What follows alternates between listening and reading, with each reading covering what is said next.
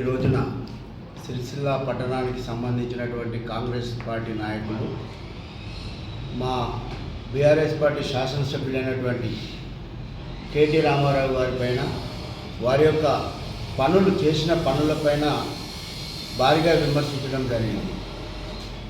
ఒకటే నేను కాంగ్రెస్ నాయకులను అడుగుతూ ఉన్నాను.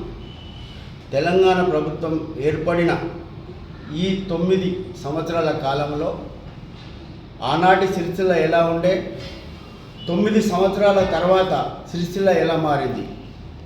చేనేత బతుకులను బతికింపడం కోసం బతుకమ్మ చీరలను ప్రవేశపెట్టి మరి ఇక్కడి సిరిసిల్ల ప్రాంత నేతన్నలను, పౌరులు, కార్మికులను ఆదుకున్నది నిజం కాదా అని మేము ప్రశ్నిస్తూ ఉన్నాం. ఇవాళ మీకు దమ్ము ధైర్యం ఉంటే ఈ 9 మాసాల కాలం కాలయాపన చేశారు. దాని ఫలితం 7 నుంచి 8 మంది ఆకలి చావులు అలా మరణించడం జరిగింది.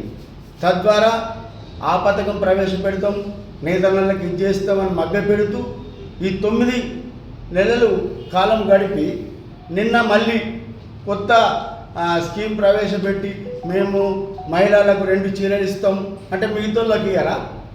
మేము ప్రశ్నిస్తున్నాం. మిగతాళ్ళు మహిళలు గారా?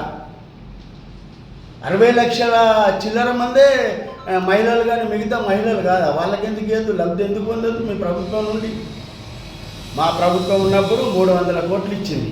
మరి మీరు 600 కోట్లు ఇచ్చి ఆదుకోండి నేతన్నలను, పౌరులం, కార్మికులను అని మేము గంటాపదంగా కాంగ్రెస్ వాళ్ళను ప్రశ్నిస్తూ ఉన్నాం. అదేవిధంగా ఇక్కడ బడా నాయకులని చెప్పుకునేవారు వ్యక్తిగత దూషణలకు దిగి రాజకీయాలను కలుషితం చేసే ప్రయత్నం చేస్తూ ఉన్నారు. దీని ద్వారా ప్రజల ముందు మీరు చులకనవుతారు తప్ప ఇంకొకరిని మేము విమర్శించడము, మేము గొప్పవాళ్ళం అయితే అనుకుంటే అది తప్పు, అది పొరపాటు. ఇప్పటికైనా మా ఏదైతే పార్టీకి సంబంధించినటువంటి నాయకులు తమరు నెమరు వేసుకొని ఏది మాట్లాడాలి, ఏది మాట్లాడకూడదు అనే సభ్యత నేర్చుకొని ప్రెస్ మీట్లకు రావాలని చెప్పేసి ఈ సందర్భంగా వారికి హెచ్చరిక చేస్తూ ఉన్నాను.